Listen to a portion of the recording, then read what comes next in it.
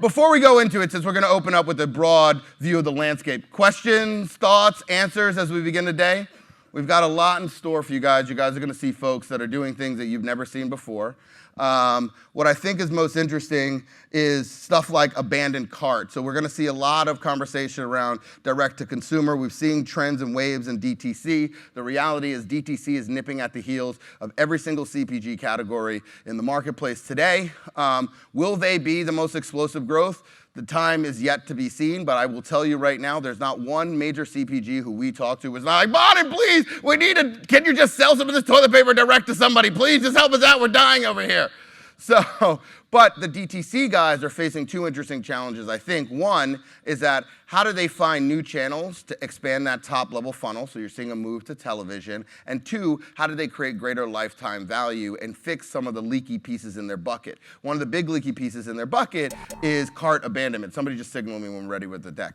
So is cart abandonment. Some of the interesting things that we're seeing from the DTC companies do when they're using text as the sole way to connect with consumers is the moment we see them drop out of the sales funnel, all of a sudden now they're getting a text message and we're bringing them back into that sales funnel. Again, the response rates are vastly much higher. Or some of the things that I think are more interesting in the space is actually text to talk. So the ability to create services, you're seeing that. If anybody has seen the advertisements from our favorite TurboTax, I believe it is, right? That those guys now have, you can even talk to your accountant via text. So the ability to create text-to-talk experiences, which we've never had the chance to see before. Some of the interesting platforms, some of the interesting components that you're going to see throughout the day from some of the partners that are here are how do you create those personal aspects of the messaging experience. So most people, when you get a text, even right now, you got a response from me, it came in and tells you stop texting, start watching. So there's some automation, which we can talk about what the future of automation is going to be. But even more, you should probably have gotten or will get a contact file from me. So just something as simple as, hey, by the way, here's my contact. Add me to your contacts so that when I come in, I don't come in as a blank number that you don't know, or I don't come in as a 5-number short code. So those type of things really creating that personal nature. The other piece that we think is interesting is how do you begin to create, you guys just signal me. You ready? Okay. How do you begin to create those same kind of conversational experiences and ultimately interactivity that sits? The reality is I love Messenger. We began this journey in terms of doing education. We did an event called Bot or Not. And we brought a bunch of people out. Anybody watch the show Billions? So we brought a bunch of people out to the house in Billions. Actually, the person who owns that house is the person who told me to quit my job after I told him about my dream. And he said two things. He goes, hey, do you think you can get the same job if you quit now that you have before? I was like, I don't know, maybe somewhere close. He said, all right, better question is, do you have enough money to be able to survive for a little bit of time? And I said, well, I don't have a house in Billions, but I can scrounge together a couple of pennies and maybe figure it out. But he said, okay, quit. What they don't tell you, these entrepreneurs, is that when you quit, nobody pays your paycheck. So I was like, wait a second. So, but what's interesting is at that event, it was really the beginning of kind of bot customer service automation, and we saw a lot around that space. And what we've seen change is really the introduction of human in the loop. So the ability to take somebody through an automated process but drop them into human in the loop. And more importantly, natural language. So the ability to communicate. If you look, Walmart. So anybody familiar with Jet Black and the Jet Black platform that they launched? Okay, a couple of people in the back. So Jet Black is literally Walmart's response to Amazon. So their thought process, and they're right, is that they will be able to create a concierge purchasing service for you over text. It's funny because some of the ads show voice, and that's a big argument, is voice versus text.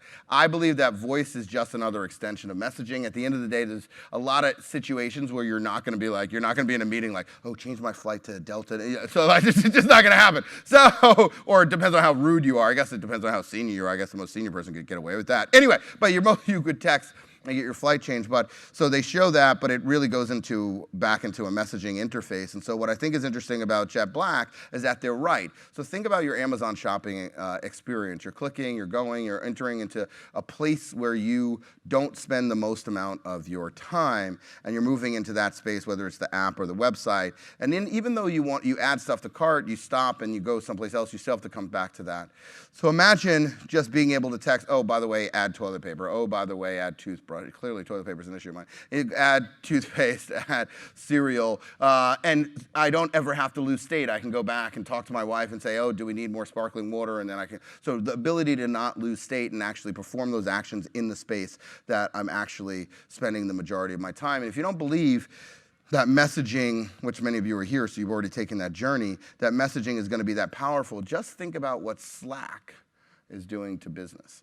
And what's interesting is that the reason why is because as humans, we want to get our point across as fast as humanly possible. We like the niceties, but the reality is we're trying to get stuff done. And so email, I believe, is actually a dead medium. And when you look at the challenges that email has, A, it's not immediate. If you want to get an answer from somebody like immediately, like it's an emergency, you're not sending them, you're not like, excuse me, it's been a while since we talked. I hope that eventually you will write back to this email because I know your inbox has 71,000 emails. Hopefully this will be the one that makes it through. Oh, by the way, your cat is about to jump. Sincerely yours, love always, sent from my iPhone. No, it's just not gonna happen. So messaging is that immediacy, and we're seeing that in Slack when we want to get stuff done, and we're seeing that in moving over into our personal life. But what's even crazier is as those things move over into our personal life, here's the asset that means the most to us, our relationships, our contacts, our messages, but yet we have no way to organize those or structure those, which I find mind-blowing. So right now, if you pulled out, your contacts are as dumb as your Rolodex was 70 years ago. If you pulled out your contacts today and said, let me search for every single person who's a venture capitalist, couldn't do it. Let me search for just the conversations with my family, couldn't do it. But yet, these are the most important assets that we have. But yet, you can't, so what you're going to hear from Ryan Leslie, who's going to talk about Superphone and why we love the Superphone platform, is that the platform is actually personal relationship management. So simple things like being able to track the health of a conversation. So I can see who's talked to who more. He uses an example, well, I don't want to give away his example. But anyway, so being able to track the health, or more importantly, being able to organize, manage that inbox and then connect that to monetization moments. Are we... Oh, I got a couple minutes. I needed more minutes. Are there any questions as I go into this? Go ahead, sir. Just shout it out. I'll yell it. No more questions from you. So we deployed a text to learn more thing that was like located in store, and it worked really well internationally, but it never did well here. Do you have any words that say the consumers are likely to want to like receive stuff from you? I know that in politics it does because there's a very emotional piece, but has anything changed? Well, politics has two interesting things. One is, I think, the emotional nature, but the other thing is, once you register to vote, all of your information is publicly available, and the politicians have the right to use it. So they don't face the hugest hurdle, which most businesses today face, which is how do I get phone numbers, right? And so that's why you're seeing the explosion there, which is, for open message, it's our fastest growing category, right?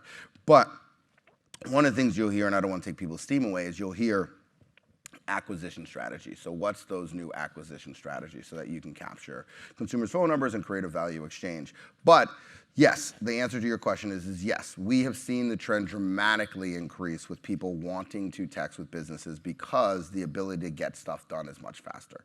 But the other piece that I would add to that is that you're already doing it. So I bet you that if you open up your phone today, your airline texted you and said, hey, your flight's delayed. Great. And then, oh, your flight's canceled. Call us. Well, can you just rebook me? What are the options? I mean, that's like the basic extension of it. And so, or shipment is, Dirty Lemon, for example, you order, you're already having those conversations. The next extension is, what other value exchange can I extract from that as a consumer without feeling my privacy is being violated.